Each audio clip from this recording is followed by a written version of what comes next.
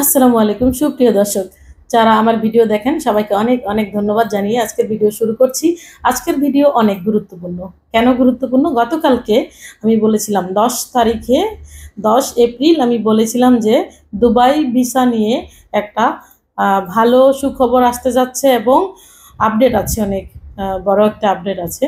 তো অনেকেই বিরূপ মন্তব্য করেছেন, অনেকেই ভালো মন্তব্য করেছেন, কেউ ভালো কমেন্ট করবেন, কেউ খারাপ কমেন্ট করবেন, এটাই স্বাভাবিক।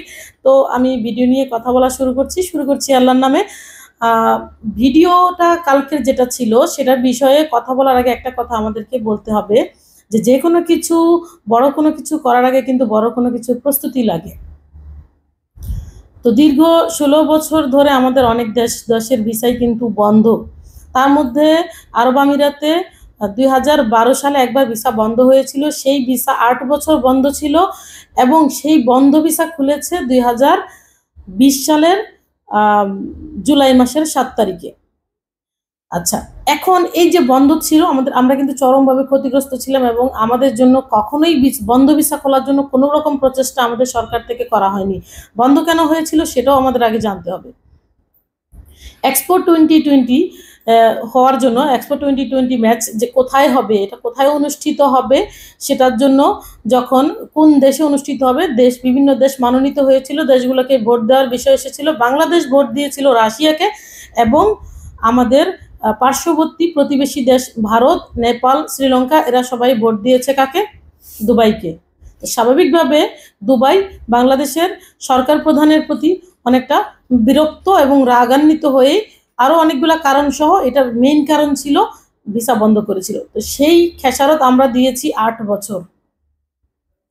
এখন যেটা হয়েছে সেই সরকারেরই প্ল্যান পরিকল্পনা অনুযায়ী আমাদের জুলাই মাসের যে ঘটনা ঘটেছে সেই ঘটনার পরে হঠাৎ করে সবকিছুই বন্ধ করে দেওয়া হয়েছে এবং আস্তে আস্তে করে ভিজিট পর্যন্ত বন্ধ করে দেওয়া হয়েছে, সকল অপরচুনিটি বাংলাদেশিদের জন্য বন্ধ করে দেওয়া হয়েছে। এখন আমি যে বলেছি সুখবরটা, এটা কি, এটা সত্যতা কি? আপনারা পুরো ভিডিও দেখতে থাকুন এবং পুরো ভিডিও দেখলে আপনারা বুঝতে পারবেন কবে খুলবে, কেন খুলবে, কি প্রচেষ্টায় খুলবে। Professor Yunus sir, the magic man, professor Yunus sir, উনি দুবাই সরকারের কাছে অনুরোধ নিয়ে দ্বিতীয়বার আসেন নাই যে ভিসা খুলে দেন। উনি যেটা করেছেন, ব্যবসায়িক সম্পর্ক ভালো করার চেষ্টা করেছেন। উনি তাদেরকে ডেকেছেন, বলেছেন বাংলাদেশে বিনিয়োগ করো, বাংলাদেশ অনেক সম্ভাবনার ভূমি, তোমরা অনেক কিছু এখানে করতে পারবা, বাংলাদেশে বিনিয়োগ করো। ওদেরকে বিনিয়োগের জন্য ডাকছেন। তো আল্লাহর রহমতে আপনারা দেখতে পাচ্ছেন কত তারিখে মিটিং হয়েছে, কার সাথে কি মিটিং হয়েছে, মোটামুটি সংবাদে আমরা জানিয়েছি, আমাদের ফেসবুক পেজেও জানিয়েছি।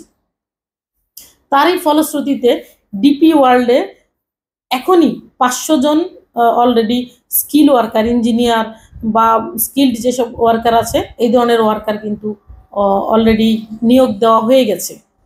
আমার কথা সত্য নাকি মিথ্যা সেটা দেখার জন্য চিফ অ্যাডভাইজারের একটা পার্সোনাল পেজ আছে, সেই পেজটা আপনারা দেখতে পারেন। আপনারা যদি বলেন আমি সেটা মেনশন করে দিব। তো চিফ অ্যাডভাইজারের নিজস্ব পেজ, ভেরিফাইড পেজ থেকে বলা হয়েছে যে 500 রিক্রুটমেন্ট অলরেডি হয়ে গেছে এবং আবুধাবি, আমাদের আবুধাবির যে গভর্নমেন্ট আমাদের যে বাংলাদেশের বন্দরগুলা ইউজ করার জন্য বা বন্দরে বিনিয়োগ করার জন্য আগ্রহ প্রকাশ করেছে। আচ্ছা, তাতে কি ফল হবে আমাদের? ওরা বেশি বেশি বিনিয়োগ বাংলাদেশে করবে, তাদের কলকারখানা বাংলাদেশে গড়ে উঠতেছে, বাংলাদেশ থেকে সবজি, পোশাক এগুলো সব রপ্তানি হচ্ছে, স্বাভাবিকভাবে এই দেশে কর্মসংস্থান তৈরি হচ্ছে। কেন?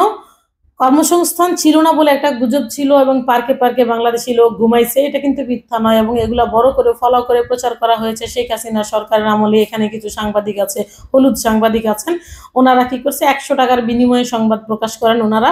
তো সেই সাংবাদিক, যারা হলুদ সাংবাদিক আর কি আমি মনে করি, তারা কি করছেন, তারা এগুলো ফলো করে প্রচার করছেন এবং এগুলা এই দেশের গণমাধ্যমের কাছে গিয়েছে এবং স্বাভাবিকভাবেই তারা ভাবছে এই দেশে কাজ নেই কিন্তু লোক বেশি হয়ে গেছে, তাও বাংলাদেশি লোকের আধিক্য হয়ে গেছে বেশি।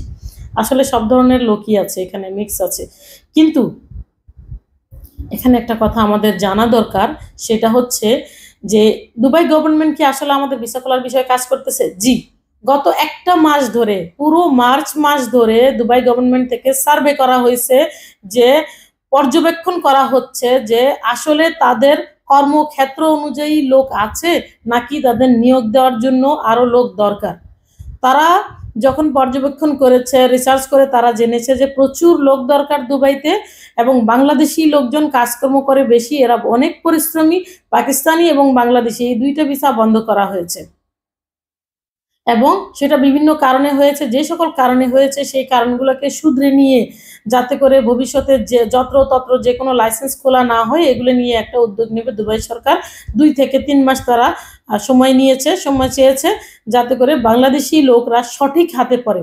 এখন ধরেন কালকে ভিসা খুলে দিল, পরশুদিন থেকে দালালের দৌরাত্ম্য শুরু হয়ে যাবে। দালাল আপনাকে নিয়ে আসবে, ভিসা দিয়ে নিয়ে এসে আপনাকে ছেড়ে দিবে, কাজ দিবে না, মেডিকেল করবে না, আইডি করবে না, ফিঙ্গার করবে না, আপনার স্ট্যাম্পিং করবে না, ঠিক মতো আপনি আইডি পাবেন না, কাজ পাবেন না। সেরকম খোলা কি ভালো? দুবাই গভর্নমেন্ট চাচ্ছে যে যেন সত্যিকারের লোকগুলো এখানে আসে এবং সত্যিকারের লোকগুলো যেন বিজনেস করতে পারে। আচ্ছা, এখানে আরেকটা বিষয় আমি বলি। ডক্টর ইউনূস সাহেব বলেছেন, প্রফেসর ইউনূসের অনেক, আসলে তাকে ম্যাজিক ম্যান বললে কম বলা হয়। তিনি তাদেরকে আশ্বস্ত করেছেন, দুবাই গভর্নমেন্টকে আশ্বস্ত করেছেন যে উপযুক্ত প্রশিক্ষণ না দিয়ে আমরা লোক পাঠাবো না। তাহলে দেখেন, উপযুক্ত প্রশিক্ষণ দিয়ে যদি সরকারি পক্ষ থেকে লোক পাঠানো হয়, তারা কিন্তু সরকারের নিবন্ধিত লোক হয়ে যাবে। এই নিবন্ধিত লোকগুলা যখন এখানে আসবে, তাদের যে কোনো ভালো মন্দ সরকার কিন্তু সেটা দেখবে। তা আমাদেরকে একটু বুঝতে হবে যে ডক্টর ইউনূস স্যার কি চাচ্ছেন।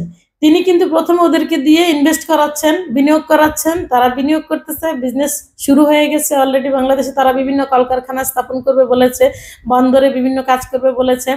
তো চট্টগ্রাম বন্দরকে নিয়েও অনেক চুক্তি স্বাক্ষরিত হচ্ছে। তো আসলে এত এত এত কাজগুলো উনি করতেছে, আসলে আমি বলে শেষ করতে পারবো না। তো অনেকেই মনে করবেন যে আমি আজকে বলেছি কালকে ভিসা খুলে যাবে, এরকম না। আপনাদেরকে 2-2.5 মাস 3 মাস একটু ধৈর্য ধরতে হবে, সম্পূর্ণভাবে ভিসা খুলে দেবে ইনশাল্লাহ। বলছিলাম ফ্যামিলি ভিসার কথা।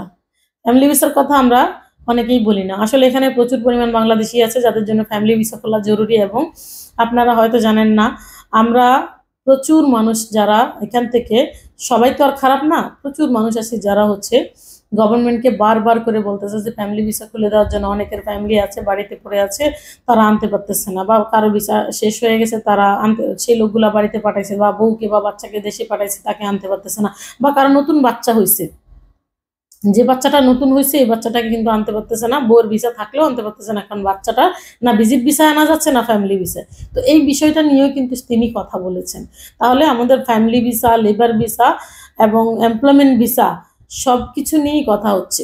কথা শুধু একটা বিষয় আমি স্পষ্ট ইঙ্গিত পাইনি, সেটা হচ্ছে আমাদের যে ট্রান্সফার ভিসা, বিশেষ করে লেবার ট্রান্সফার, যেটা এখানে হাই প্রফেশন ভিসাটা কিন্তু এখন মোটামুটিভাবে বিভিন্ন সিস্টেমে করা হচ্ছে, কিন্তু লেবার ভিসাটা কিন্তু হচ্ছে না। তো লেবার ভিসা হওয়ার জন্য কি করতে হবে? লেবার ভিসা হওয়ার জন্য যে এখান থেকে আমার আপনার সবাইকেই কিন্তু মতামত দিতে হবে, প্রচুর পরিমাণে শেয়ার করতে হবে যে আমাদের লেবার ভিসা চালু করা দরকার। মানে হচ্ছে ইনসাইড যারা আছে, এই বিষয়টা নিয়ে কিন্তু তেমন কোনো কথাবার্তা বলা হয়নি। তো আমাদেরকে সবাইকে কিন্তু তৎপর হইতে হবে, সবাইকে ভিডিও বানাইতে হবে, এবং সবাইকেই কিন্তু এই বিষয়টা নিয়ে কথা বলতে হবে। কথা বলবেন শুধু সেটা না, যারা কথা বলতে পারবেন না তারা আমাদের ভিডিওগুলো অবশ্যই শেয়ার করবেন, বেশি বেশি শেয়ার করবেন, যেন আমাদের গভর্নমেন্ট পর্যন্ত যায়, আমাদের magic man professor Yunus sir পর্যন্ত যদি যায়, আমাদের যে কোনো সমস্যার সমাধান ইনশাল্লাহ হয়ে যাবে। এবং এমনও হবে, দেখবেন ব্যবসায়িক সম্পর্ক জোরদার যেটা উনি করা শুরু করেছেন, এর মাধ্যমে দেখবেন আমরাই হয়ে যাব ইনশাল্লাহ আরব আমিরাত আর বাংলাদেশের মধ্যে ইনশাল্লাহ অনেক ভালো বন্ধুত্ব হবে, এবং পাশাপাশি অনেক শ্রমবাজার খুলবে ইনশাল্লাহ। আপনারা হয়তো জানেন না, মালয়েশিয়া, মালদ্বীপ সহ বিভিন্ন দেশের সাথে বিভিন্ন রকম চুক্তি হচ্ছে, যাতে করে তারা বাংলাদেশে ইনভেস্ট করে এবং তাদের সাথে একটা ব্যবসায়িক সম্পর্ক তৈরি হয়, এবং আমাদের দেশ থেকে যেন জনশক্তি রপ্তানি করা যায় বেশি বেশি। তো জনশক্তি যত বেশি রপ্তানি হবে, যত বেশি জনশক্তি বিদেশে আসবে, তত বেশি রেমিটেন্স আসবে। গত মাসে সর্বোচ্চ রেকর্ড করেছে রেমিটেন্সে। তাহলে আমরা যেহেতু রেমিটেন্স পাঠাই, তো স্বাভাবিকভাবেই আমাদের হক আগে, আমাদের বিষয়টা ইনশাল্লাহ প্রফেসর ইউনূস স্যার খুব যত্নের সাথে তুলে ধরবেন। আমাদের বিষয়টা নিয়ে উনি বারবার কথা বলেছেন, এবং উনি এমন না যে রিকোয়েস্ট করে করে কথা বলবেন, আসলে আমরা সেটা চাইও না। আমরা চাই আমরা আমাদের সম্মান নিয়ে এখানে বিজনেস করতে, কাজ করতে, যেটাই করি না কেন আমরা সম্মান নিয়ে। তারা যেন আমাদেরকে রিকোয়েস্ট করে নিয়ে যায় যে বাংলাদেশ থেকে আমাকে 20,000 লোক দাও, 2 লাখ লোক দাও, ঠিক আছে? এইরকমভাবে আমাদেরকে সম্মানিত করে নেওয়ার জন্য উনি চেষ্টা করতেছেন। আর আমরা কি করতেছি? আমরা গুজব ছড়াচ্ছি, আমরা পিছনে মানুষের অনেক কথাই বলি। যেমন আমার ফেসবুক পোস্টেও অনেকে অনেক নেগেটিভ কমেন্ট করেছেন, ইউটিউবেও করেছেন, টিকটকে করেছেন। আমি না জেনে আসলে কোনো ভিডিও করি না। দুবাই ভিসা খুলবে ইনশাল্লাহ, এবং খুব শীঘ্রই ইনশাল্লাহ খুলবে। সেটা দুবাই ভিসার সাথে অনেকগুলো জিনিস জড়িত আছে, যেমন লোকাল ভিসা আছে, ইনভেস্টর ভিসা আছে, পার্টনার ভিসা আছে, এমপ্লয়মেন্ট, হাই প্রফেশন এবং গোল্ডেন ভিসা, সিলভার ভিসা, 5 বছরের multiple visa, visit visa, family visa. তো ভিসা তো অনেকগুলো আছে, এবং লেবার ভিসা। তো ভিসার ক্যাটাগরি কিন্তু অনেকগুলো। এত ক্যাটাগরির ভিসাগুলো কিন্তু সবগুলো একই দিনে একসাথে খুলে যাবে না। দেখা যাবে যে 1 মাস বা 2 মাসের মধ্যে একটা একটা করে খুলে যাবে। আপনারা জানেন যে পাকিস্তানের 5 ইয়ার্স মাল্টিপল ভিসা খুলে গেছে। তো স্বাভাবিকভাবে বাংলাদেশেরও ইনশাল্লাহ খুলবে, কারণ বাংলাদেশের উপর এখন তারাও বিশ্বাস করে। আগে কিন্তু বাংলাদেশের সার্টিফিকেটের উপর, বাংলাদেশের ব্যাংক স্টেটমেন্টের উপর, কোনো কিছুর উপর তাদের আস্থা ছিল না। এখন কিন্তু আমাদের এই গভর্নমেন্ট আসার পর এখন কিন্তু তারা আস্থা রেখেছে। তো চিফ অ্যাডভাইজারের কাছে আমার রিকোয়েস্ট যে আপনি আপনার হস্তক্ষেপে আরব আমিরাত সহ বিভিন্ন দেশে যেখানে যেখানে ভিসা বন্ধ আছে, প্লিজ আমাদের জন্য ভিসাগুলো খোলার সর্বোচ্চ চেষ্টা করুন। আপনি আপনার মতো এগিয়ে যান, আল্লাহ আপনাকে হায়াত দারাজ করুন, নেক হায়াত দান করুন, এবং পাশাপাশি আমাদের দেশের উন্নতির জন্য একটা সুন্দর একটা উসিলা হিসেবে, মহৎ মানুষ হিসেবে আল্লাহ কবুল করুন।